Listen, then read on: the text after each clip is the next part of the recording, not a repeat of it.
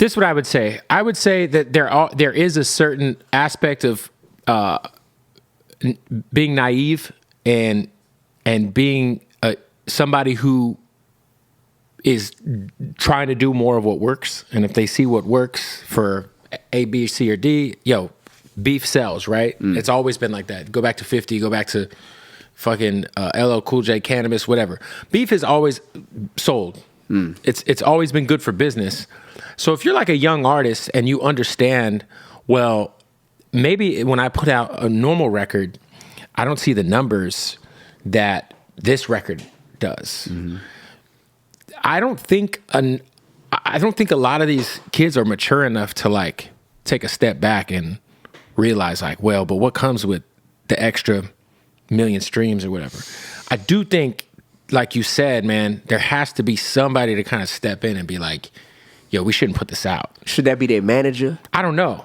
Right. Should that be an older artist? For me, you a white man. Yeah. We talk so much about the black community this and the black community that we need people in the black community to step in and say, man, that little 17-year-old that's making that murder music, that reminds me of who I was 20 years ago. But by the grace of God, I lived to be in my 30s now.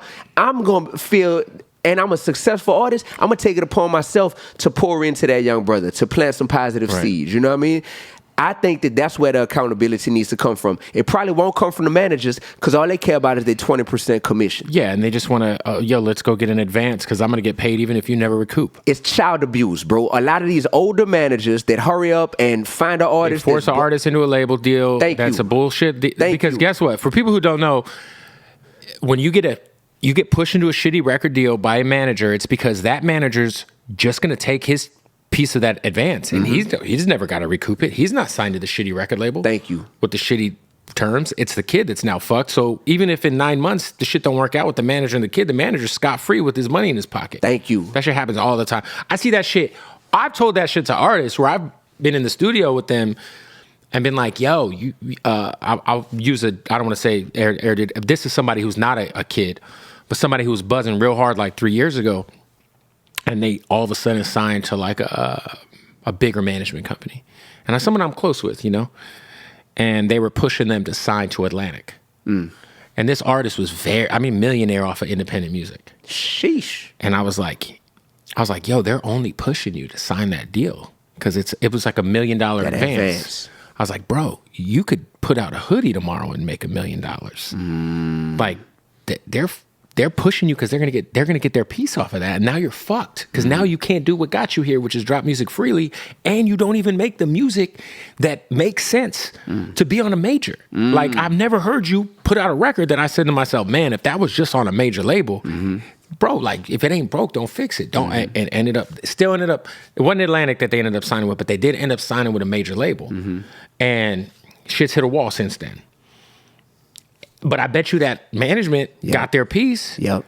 And that's all they care about, bro. Yeah, it's crazy. So many people are in these artists' pockets. It's fucking crazy. It's so crazy.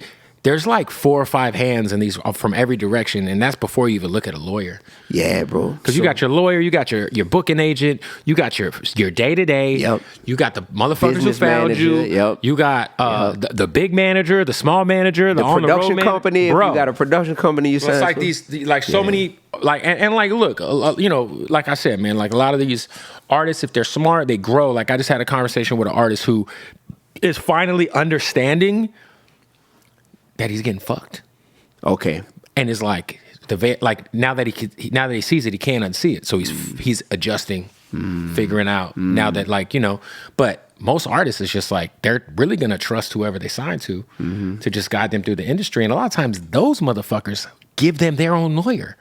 Yeah. So if you're a young up and coming artist, your lawyer represents the people who are fucking you. Absolutely. So if you're signed to somebody, don't hire the lawyer they suggest.